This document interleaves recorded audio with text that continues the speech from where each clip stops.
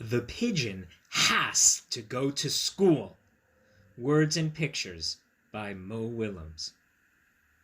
Come on.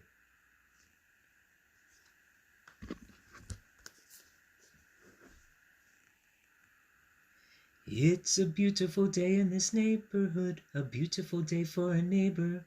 Would you be mine? Could you be mine? It's a neighborly day in this beauty wood, a neighborly day for a beauty. Would you be mine? Could you be mine? I have always wanted to have a neighbor just like you. I've always wanted to live in a neighborhood with you, so let's make the most of this beautiful day. Since we're together, we might as well say, would you be mine? Could you be mine? Won't you be my neighbor? Won't you please? Won't you please? Please won't you be my neighbor? Here I come. I thought today that it would be an absolutely lovely day to sing Fred Rogers' most famous poem, his most famous song, the lyrics he wrote for Won't You Be My Neighbor.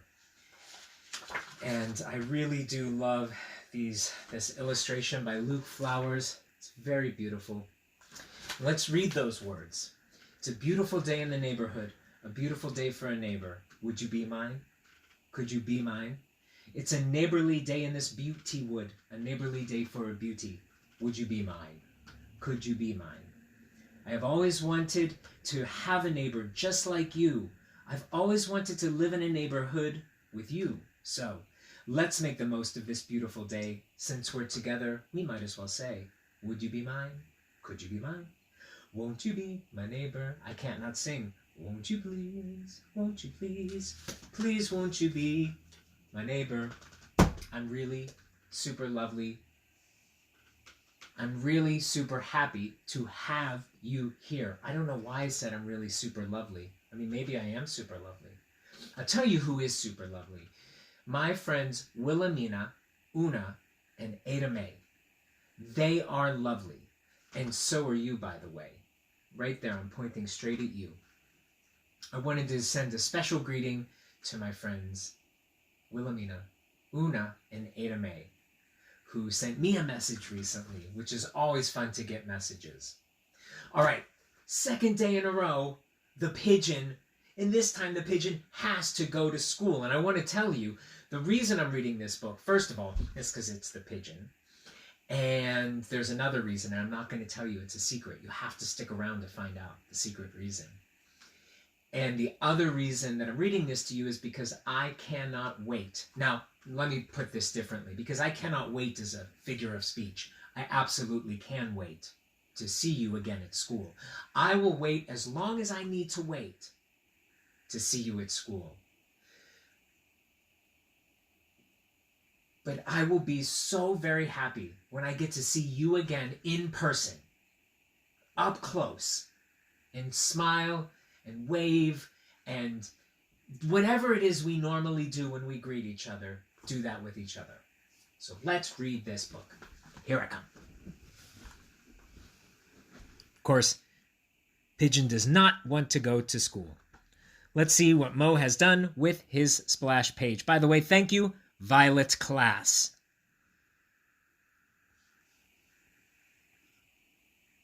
Alejandro, won't you be my neighbor? Wait! Don't read that title! Don't read that title! The pigeon has to go to school. Too late. Rats. Why do I have to go to school?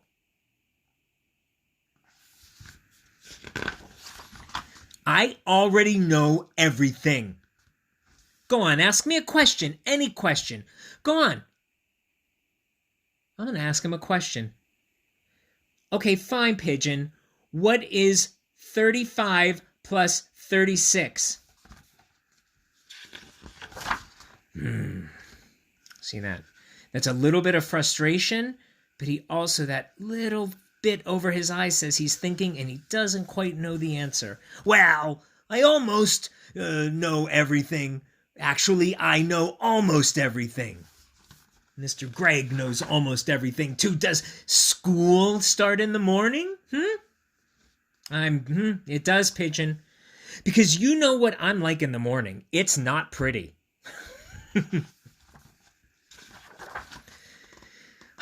I wish I was a little chick again. A little itty bitty, not going to school. Baby, baby pigeon, look at how cute I am. What if I don't like school? What if I really don't like it? What if I really, really, really don't like it? What if... Shock. What if the teacher doesn't like pigeons? Oh boy. And the stuff. What about all the stuff? There's so much stuff to learn. What if I learn too much? My head might pop off. Pop. Pigeon, your head will not pop off. I'm scared.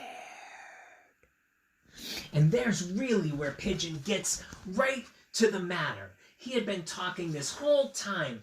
So many excuses, and I get it. I get it. I've been so afraid to go certain places or to do certain things that were important. And when I eventually did the thing, I learned how to do it. But really, he's just very scared. And I was very scared. I didn't want to go to the places I wanted to go to.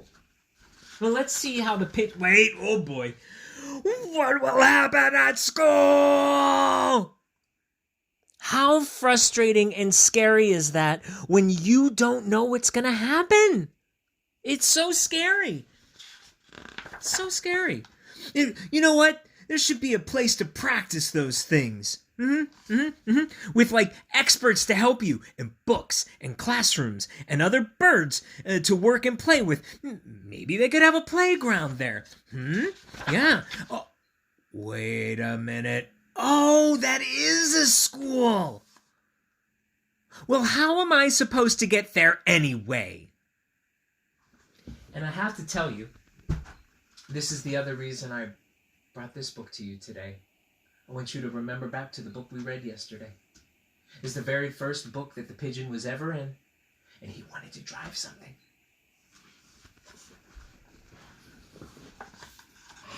Anyway, the pigeon says, how am I supposed to get there anyway? What?